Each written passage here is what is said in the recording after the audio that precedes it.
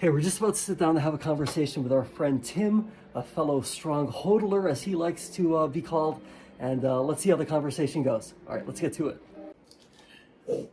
Okay, so we're here with our friend Tim, who we've previously chatted with, and Tim, first and foremost, thank you for taking the time to have this conversation with me.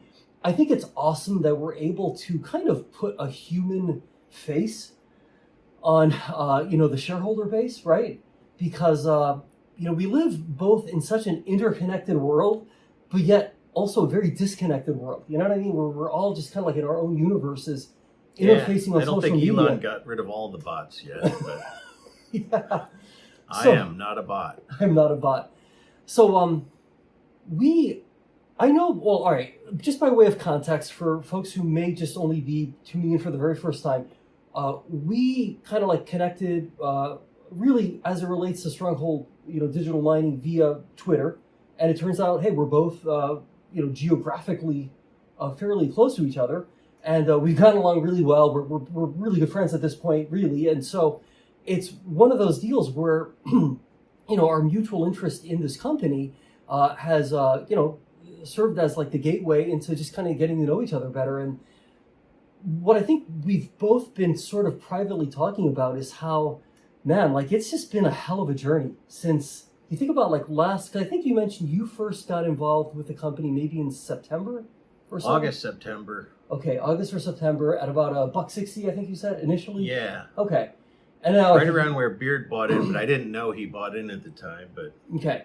And at this point you're like under $1 in terms of your average. Yeah, like 98 cents or something. So, I think we're sensitive to the fact that there are a lot of people, a lot of other shareholders who are obviously into this name for, prices that are substantially higher than where we're at now. I was through the tech boom. I know what it feels like. Yeah. So, I know I've always been a little bit cautious about being too celebratory. And I think you kind of called me out on this, and it really made me laugh, where I'm like, hey, I'm kind of reluctant to be too enthusiastic about the stock going up out of respect for people who have, who are whatever, are in at much higher prices. And you're like, hey, wait a minute, but wouldn't they be happy by the fact that the stock's going up? My only point was, hey, if you go from like 99% down to like 98.5% down, it's maybe not as, joyous of an occasion as if you're up 20% from, where you bought shares. But so what are your thoughts? I think we're both technically still underwater. Yeah. Oh yeah. Yeah. I mean, at least, yeah. Because the stock closed, I think, like 81, 82 cents a share today, I believe. Around there. Yeah. What are your thoughts on like the sudden surge in Bitcoin? That seems to be really the catalyst, for some of the price movements we've seen. What are your thoughts? I think some of it's just the market realizing that the Stronghold model is probably the only sustainable one now in terms of having your own power supply available. Yeah. Some people, there's that other one in Pennsylvania that's doing the same thing. There's people going to buy solar farms and whatnot. But yeah, the model of like Core Scientific or Marathon or Riot, where you just have miners, doesn't seem to be a good idea right now. Yeah, and I've always taken the policy, hey, I don't look, I wish the best for all companies out there, right? Like, hey, let's compete with ourselves. Let's try to do the best we can with our resources. And if the Marathons or Riots of the world, hey, I wish them nothing, but the best. But I agree. Well, the Wired article said last man standing. Yeah. I do agree with you in principle, though, that having that optionality to do more than just wait for hash rate, in the sense of like, hey, are we going to be able to like mine profitably? That's a pretty one-dimensional machine. It's a lot more interesting, arguably, when you have the ability to say, hey, you know what, we can also sell power to the grid, or we can alternatively import power from the grid. You know what I mean? Like there's, we have a much more... Well, in the summertime, that's when the highest sustained electrical prices were. Yeah. Not these cold snaps in the winter. It's going to be July and August. There were, I believe, the highest, and I know that Matt, our CFO, he mentioned this in the one earnings call where it was maybe about a week after this happened, where at Panther Creek specifically, I believe the PJM PPL grid price had reached about $1,900 a megawatt, or something in that vicinity. And I had actually commented on that in real time via Twitter because I saw it on the dashboard. I was like, wow, that's like a pretty high number. I saw it in the twos. Really? Back Okay. in September. Interesting. Yeah. Interesting. Overnights. Yeah. 2.4, Interesting. 2.5. Interesting. So, but during the summer, it was consistently above 100. oh yeah. And I mean, the thing is that coincided, with our cost of power really being pretty turbulent, just given the fact we were doing a lot of the maintenance work. There's In the fall. In the fall, Which is a good time to do it, because the fall is the time when nobody really needs electricity, neither for air conditioning nor heating. Very true. And I'm assuming spring's probably the analog to that. I mean, this will be my first. Spring's a little more, fluctuates a little more, but yeah, the fall is the best time. Okay. Most predictable weather. Now, you mentioned something. I had commented to you. I'm like, hey, I've been going by the third plant, which is all of like 10 miles that way. Yeah, it's very nearby. And, I noticed that, okay, it finally seems to be offline now. Whereas back in the summertime, it was on all the time. And in the winter, even, it was still on. But I guess just given what we're seeing with regard to natural gas prices, overall grid pricing, right, generally, I guess the decision was made, hey, let's just take it offline. We'll try to come back when things are a bit more favorable. Yeah. And so, see, that actually speaks to the challenge that this whole industry has had ever since the power purchase agreements went away a number of years ago. So back in the day, just for a little bit of historical context, you'd have these power purchase agreements. You'd be selling your electricity directly to a utility, right? You'd be running at 100%, maybe even 110% of nameplate capacity, because hey, you've got a power purchase agreement. You're good to go. The name of the game then is just, hey, let's pump out as much electricity as we can.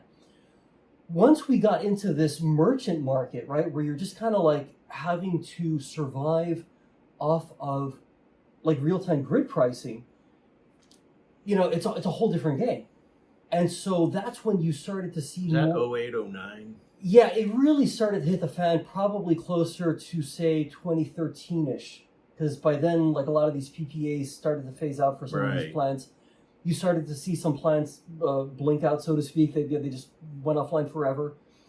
Now, some plants, and I'm thinking of scrubgrass specifically, without getting into a lot of historical detail, I think they're really incredibly blessed to have a really good team there that was able to actually put a lot of data that had been tracked regarding a lot of this stuff for years, going back to like 2001.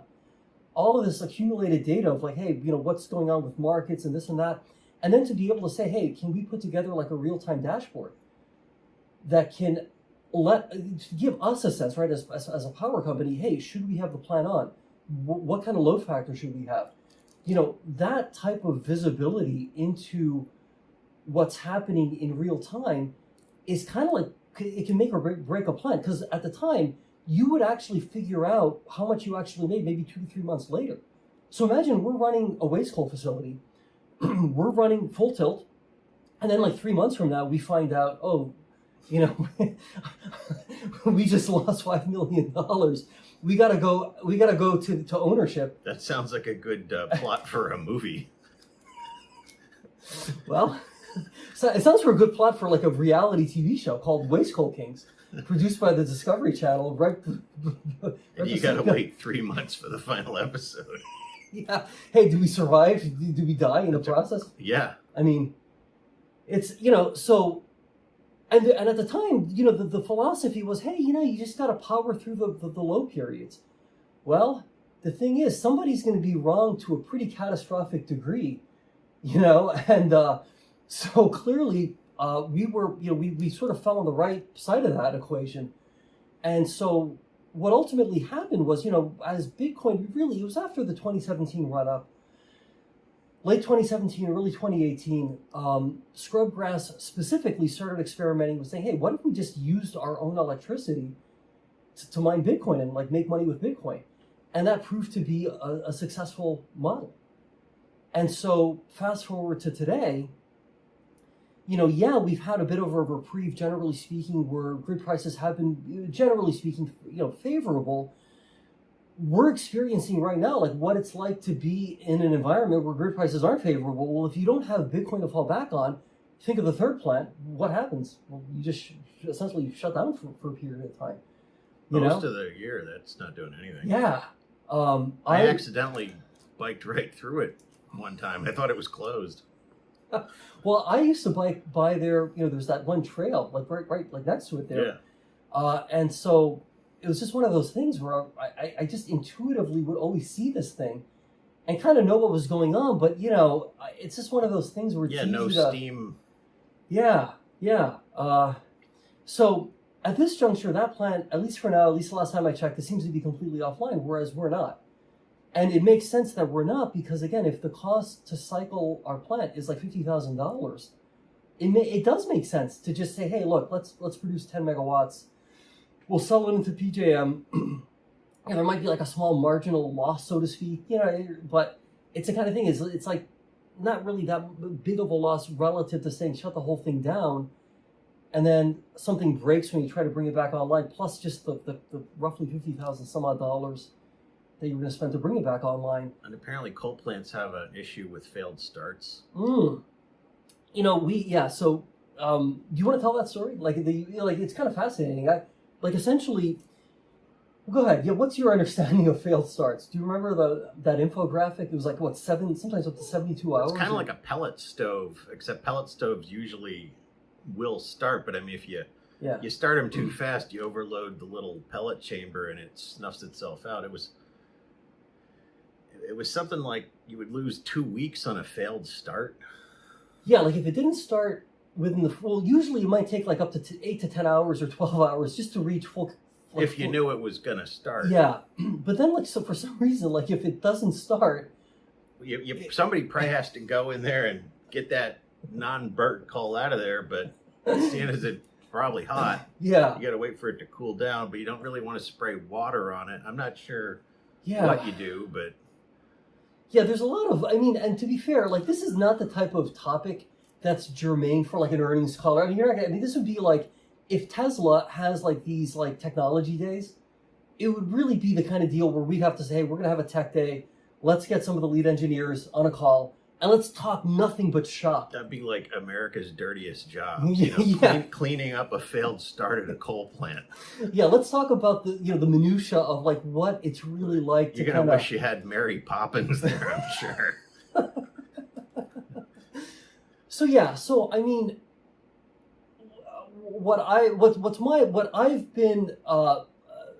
What's been explained to me is that it's the kind of thing where it's advantageous to just keep the darn thing online, unless there's like a scheduled maintenance event that is going to have to happen anyway. Maybe you move it up a little bit, right? Hey, let's do it now. But I do think that there is a bit of confusion, and I have to confess that are we importing power from the grid, right? When grid prices are, say like sub 30, sub 45. Maybe you get to a point where it's somewhere in the middle there, where you could go either way. Hey, well, let's just use our own electricity. But what's your? From what I've read, and from again, just both official, unofficial channels. What I'm led to believe is that we just import the power when it's mathematically feasible to do so. Yeah, just keep a pilot light burning. Just keep it at minimum operating temperature. Yeah. What So going back to Bitcoin, what's your sense of why Bitcoin went up at all? Probably global instability, the inflation print. The dollar's been dropping against the euro and the yuan, Chinese yuan, for a while. Russia obviously is not a big fan of the dollar anymore. Saudi Arabia is moving away from the petrodollar. Okay. That's kind of a longer-term trend that'll drive up Bitcoin as well. And that, I think you might as well just say, I think the reality of it, like our success or ultimate failure in a big way, I think does come from Bitcoin. The energy, the energy business, it's a business. when times are good, hey, it could be a nice business, but it's It's more a marketing shtick. it's a marginal business in the sense that, you know what I mean? Like, it's not, if you really strip away the Bitcoin piece, what's the catalyst for growth into the future? It's not, I don't think it's going to be sustained PJM grid prices that are $2,000 a megawatt, right? Not with these natural gas prices. Yeah. I mean, unless we go to, suddenly, like, our portions of the grid are purely solar and wind. And the grid's completely unstable. That'd be really good. That'd be like dramatic volatility. Yeah. But that's not likely to happen anytime soon, at least in those, the PJM zones that we are involved with, basically. No, that'd be the Californication of It would be. the grid. So really, like, for this business to really kind of thrive into the future, it really is contingent on Bitcoin, appreciating in value, and as a result of that, hopefully with a network hash rate being somewhat reasonable, our revenue can rise with that boat. So, I forgot about the halvening. well, yeah, April 2024. Yeah, that's probably driving the Bitcoin price to some degree too. Yeah, I mean, that's going to be a hell of a brutal. Think, a lot of all the equipment you have now, it's going to produce half of what it's producing now. So generally speaking, if history's any guide, the price of Bitcoin typically will appreciate. When the cost to make one goes up. Yeah. So, what's your take on the stock price itself? Now, again, none of us have a crystal ball, but I think a lot of us, right? I mean, for most people, look, you and I talk a lot about grid pricing, Bitcoin prices, network hash rates, all the different numbers. But I think for a lot of people, like, it's like the stock price is like all that matters. Like, forget about anything. And I think Core Scientific's a classic example of how kind of detached from reality some of the stock prices are right now. They're in bankruptcy and they have a market capitalization north of 100 million. It might even be closer to, I thought it was like 400 million. I could be wrong. I'm really curious to look that up granted, now. They don't have a source of power. Well, doesn't the FTX token have, like, if you go on CoinMarketCap, like, the FTX token itself is still trading? And I believe it might still have, like, I don't know, $500 million market. I would have to look this up. I haven't looked in a while. But I looked maybe about a month ago, and I was astonished to see that it was even still trading. I mean, my understanding is FTX is essentially winding down. Yeah. Maybe not, though. I mean, the guy that's running it, I don't know what he did with Enron, but I don't think everybody was made whole. Yeah. Sure not. I did interestingly see that remember Mt. Gox? Yeah. Way back in the day. Apparently, a lot of the people who were in line to try to collect, apparently they've been able to collect some amount of resource, which... I remember in 2018, a lot of people were mad at the Japanese government for selling massive amounts of Bitcoin, claiming that's why it went down. Which is a side note, the U.S. government's becoming a larger and larger holder of Bitcoin. Well, through seizures and forfeitures and whatever, okay. That's true. I mean, if they're going to come up with that harebrained scheme to print like $1 trillion coin, and hand it, to the treasury or something. All right, what's your sense of the stock price? Where do you think Stronghold goes from here? Do you think? Let me ask you this: do you think we actually burst through the $1 threshold, and perhaps even stay? We keep at least a minimum dollar bid price for 10 business days, consecutive business days. Do you think that's likely? What's the 6-month mark on that? May 29th. So we would have to initiate like a reverse stock split at least, just to give a little bit more margin, maybe 15 days before then to play just it safe. Before quarter 3 mid, quarter 2 mid. But May 29th. Maybe that's why they're delaying the conference call on earnings. Oh, because you think that they might potentially... you don't want to. You want to do a reverse split unless you have to. Not only that, but I would think that you'd want to, if this were like a football game, maybe try to do it closer to that deadline, so that if you have to take extraordinary measures to try to keep the stock price, high enough, you can kind of do that for a day or two. Yeah. Just save your time out. Yeah. Even Andy Reid learned how to do that and run. Yeah. But that's obscure Philadelphia Eagles football humor, if I'm not mistaken. Well, yeah. But anyway, and Chiefs. So that's, yeah. I mean, a reverse stock split in a way, given the number of shares that are going to be, kind of like floating around out there, it may not inherently be the worst thing in the world in terms of soaking up, albeit it's really just, I mean, it's like the value of what you own doesn't really change. It's just it's like a numerical thing, what I'm trying to get at. But at least it would, so to speak, shrink the number of shares that are floating around. Challenge with that, though, is if you soak up too much of that, I mean, it's hard for a stock to necessarily trade. Although we've had, like, yesterday, I think it was like $15 million.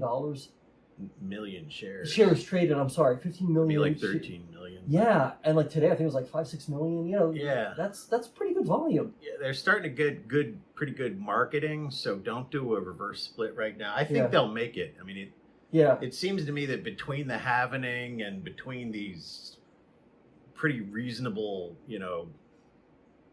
ground decisions on restructuring debt and shedding debt, and then, these other miners that were really high flyers, but are now, when the tide goes out, who's swimming naked.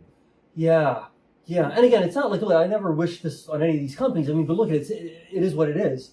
I'm baffled in some ways that, as you said, that like Core Scientific even has any sort of market cap. I mean, let alone one that's dramatically higher than ours. I mean, we're still a going concern. The last time I checked, we're not it's just coal is not sexy. Well, and it's not even coal; it's waste coal. It's a byproduct. Even worse. It's a byproduct. Right, it's even worse. Coal. It sounds worse, right? It's a byproduct of mining. We're burning manure for energy. And and I've commented on this. CoinDesk, for whatever reason, CoinDesk, if you're watching this, please look into this. There's this image that seems to get associated with Stronghold whenever there's an article or something that CoinDesk puts out there. And it's this guy with like a ventilator, and there's like this sort of machine that it looks like it's blowing air. It's like this red little box, and this guy or gal, I think it's a guy, he's standing next to this like burning pile of like waste of some kind, and that's like so not what our plants look like. It's so not like what anything we do looks like. I actually traced that image back to something maybe even 15 years ago on some other website. I'm like, what the hell? Why is this even showing up next to Stronghold? It's been associated with Centralia. And so it seems like it's like this urban myth or urban legend type photo that somehow now CoinDesk is like associating with Stronghold. And this has, again, nothing, our operations, we actually, filter, these waste coal piles, they eventually do combust. And those emissions are just completely unfiltered. They just go straight into the air.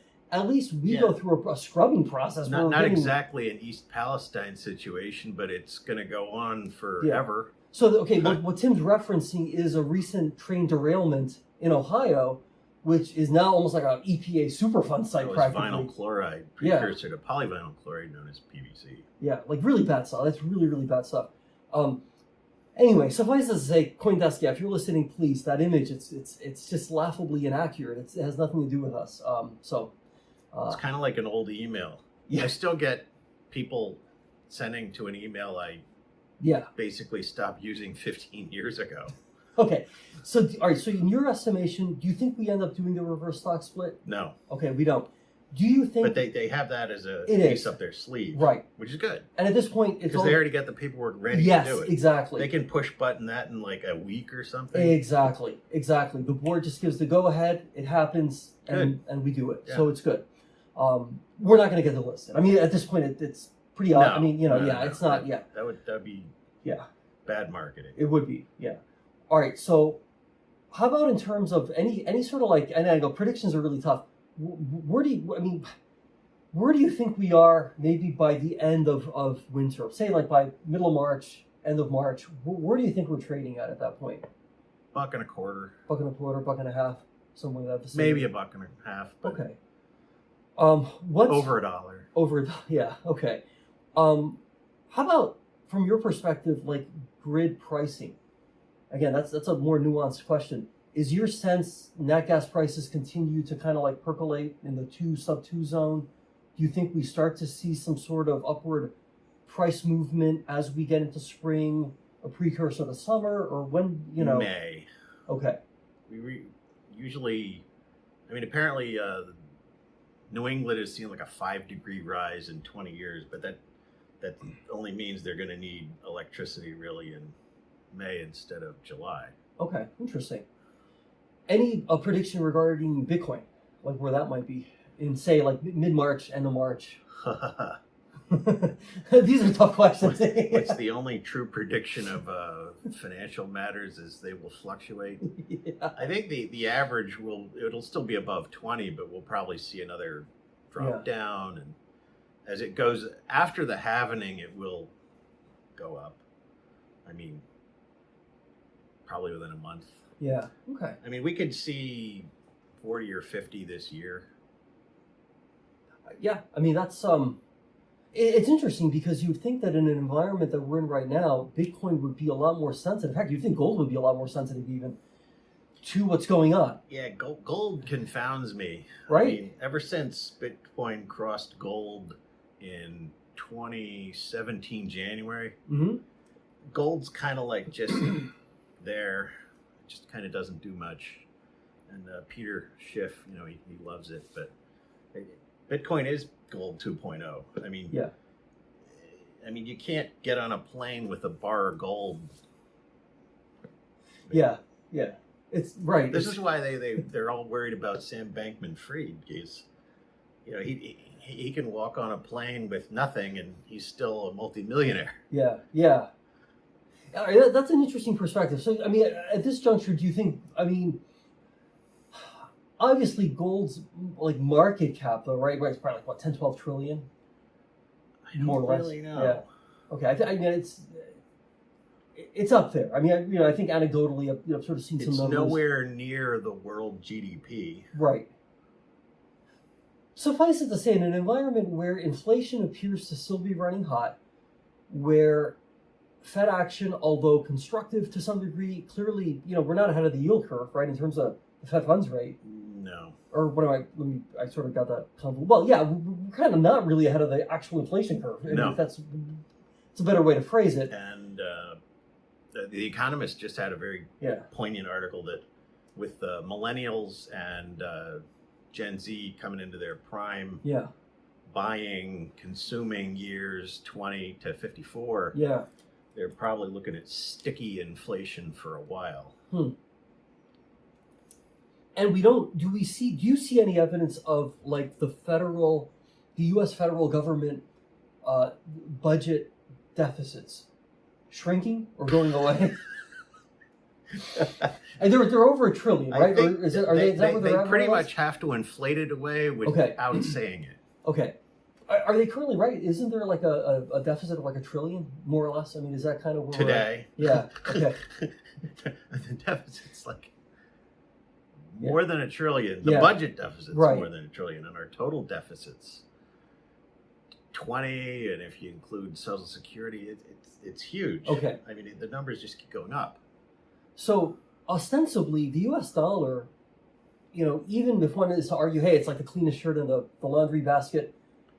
But I mean, this whole laundry basket's pretty dirty, arguably, right? Yeah. So it's a tide challenge. Yeah, it's a tide challenge. So it kind of begs the question. Well, maybe there may come an inflection point where markets realize, hey, wait a minute, the U.S. dollar is really maybe not. It's not what it was in maybe the 1950s, or even 1970. Yeah. Or even 19. Yeah. Well, when did the gold close? The gold window closed in 71. Okay. Richard M. Nixon. So at the time, you could trade dollars for gold, right? I think they give you a little vial of silver, but silver and gold had a convertibility. Yeah, it was so like, in other words, just by way of context, like the U.S. currency was backed by a precious metal. Once we came completely off that standard, I'll just let you and why did we do that? I know we were involved in a war at the time, but the goal, I think, was to spend more money that, you know, it's like you couldn't really. Well, we were going to be out of hard assets rapidly, Mhm. and actually 1971 is when the U.S. became a net importer of energy. That's interesting. So Okay. that's why we were shoveling all this money out, is because we had to pay for energy, which we became a net importer of energy a couple years ago. Okay. Again. So after that point, then the U.S. currency is really just backed by kind of like the whatever the full faith and petrodollar. credit, the petrodollar. Okay, it's just because it's used it right to buy petroleum products. Yeah, like international trade. contracts, a lot of them are written in dollars, so people all over the world need dollars. But the thing of it is, right? Like it kind of sounds, if I'm, you know, this analysis that you're sharing with me, it kind of sounds like the U.S. dollar, though, it's the underpinnings of it are not very healthy, especially if Saudi Arabia is moving away from it. Russia and I forget who just linked up. They kind of have a competing SWIFT system, which is the international system to move money, particularly dollars. Yeah. The Chinese have their own system. I mean, the Chinese alone have a large enough economy, but nobody trusts it. Okay. But you get enough of these other countries going with a competing system. Just to buy Russian oil right now, you need rubles. And India is, you know, buying a lot of, you know, Russian oil. China's buying Russian oil. There's all kinds of stuff about these ships parked in the middle of the ocean. Yeah. But that's another story for another day. But there's just less need of dollars because China and Russia are demanding people trade in their own currency. So that doesn't bode well for the dollar. No. Okay. And I know that this is something that's been talked about for years, you know, this idea that, hey, when will the dollar kind of like crash relative to other currencies? I don't think it'll crash. Yeah, I don't kind think so of either. But slow erosion. But certainly, what do you know off the top of your head, like where we are in terms of the U.S. dollar index? Like, are we? I know at one point we were at like what 120. It was like or 115. It was like quite high. Like the U.S. dollar was very, very strong there for a bit.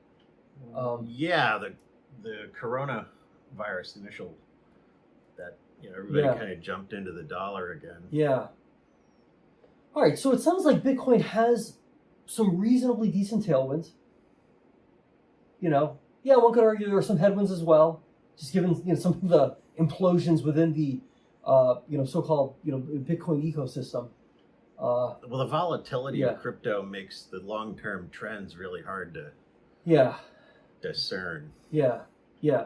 All right, so this was a pretty good week for Stronghold Digital Mining. Yeah, surprisingly so. Nobody saw that coming. Yeah, don't want to jinx anything, you know? No. We could be down 40% pretty easily next week. I mean, you know, again, the stock is very volatile.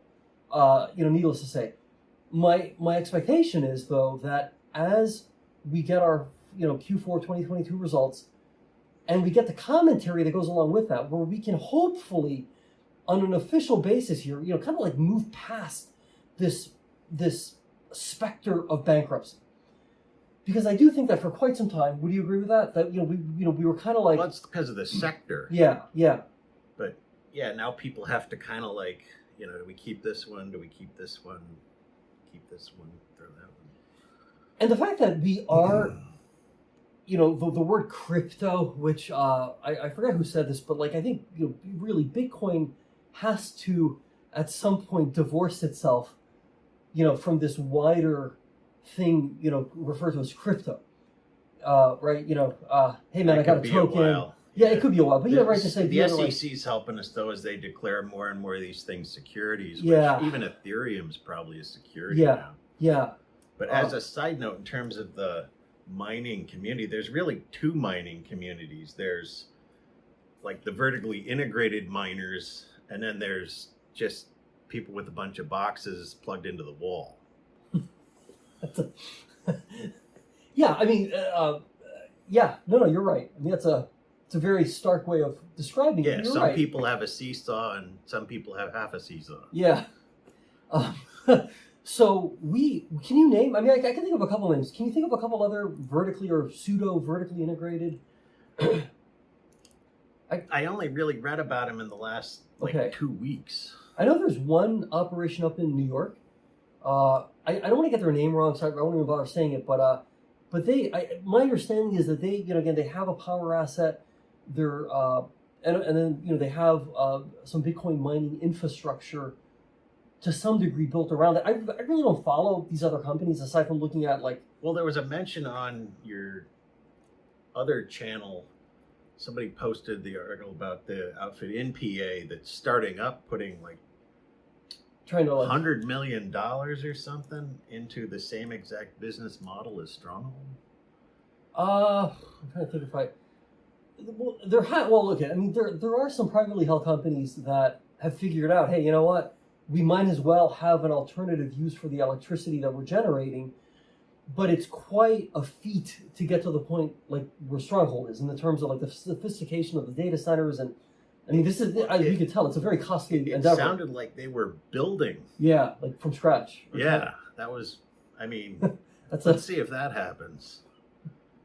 I mean, why build a power plant when there are a bunch of them already built? Yeah, was this like a waste coal facility? I'm going to have to follow up on them. Yeah, that's what I read, yeah. Okay, that's interesting. Okay, that's interesting. Yeah, it's a unique approach. I don't know that I would want to necessarily pursue that path, given the fact that you already have a lot of existing assets out there. Yeah. That, so, yeah, look, I mean, from my perspective, Stronghold is just a really, really unique company, I think, as well, because of the people who work there. When you have, and this, you employ a number of people, I mean, and they're awesome people, don't get me wrong, yeah, but there is that subtle difference between having to tell somebody to go do something, right? Hey, try to figure out how to keep us in business, versus somebody sort of like taking upon themselves, hey, I got to figure out how I can kind of help run a power plant. Yeah, I got to help figure out how do we keep us in business, And we've got people that have that kind of mindset. And that's, to me, that's priceless. It's probably easier to go from running a power plant to mining Bitcoin than it is from mining Bitcoin to running a power plant. To say the least. Yeah. Any power plant. Yeah. So I look at, by way of geography, by way of a lot of factors, I mean, I'm clicked up with Stronghold, as you know. Full disclosure. Full disclosure. Full Monty. We're very, very, very, very, very enthusiastic about Stronghold Digital Mining, and I'm unreservedly so. And I vote with my dollar. Yeah. Well, anyway, Well, it's still worth something. Well, it's still worth something. We'll have to do this again. I like being able to. I mean, you and I chat all the time, but it's kind of nice to do it on camera. I know we're both not naturally the kind of people who want to, be in front of a camera and having conversations like this. But we're getting, hopefully, slightly better at it. It's the age of the podcast. It's the age of the podcast, right? Yeah. Nobody wants to see our ugly faces, right? Yeah. Yeah. No, look, it's the kind of thing, though, where I know when I started looking at, you type in Stronghold Digital Mining, that all out sees like class action lawsuits, people talking about the stock's a fraud, the company's a piece of shit, or dude, look at, everyone's entitled to their opinion. Hey, it's free market economy. But I'm like, hey, you know what? I'm not just going to sit on the sidelines. I need to get actively involved. I need to start publishing content that. Well, I think you've done a lot of research to help me believe in Stronghold more. Well, good. Because I was just kind of throwing a dart at first. Like, it sounds like a good idea. Yeah. Let's allocate some assets. But now it makes a lot of sense. Yeah, and you're an engineer. You're not just you're not like a whatever. So you're a very. And I've been following power grids for a while, just because occasionally we lose power. Yeah. Yeah. Yeah. The grid is more unstable, it seems, than I'd like to acknowledge sometimes. So good. Yeah, this is a collective effort, and there's a tremendous community on Twitter that's developing, which is awesome. It's a work in progress. But I am fully committed to, sharing my thoughts and perspectives about the company, and to, hopefully add some positive energy to what, at least when I first showed up, it was like, it was a pretty sad, dispirited environment.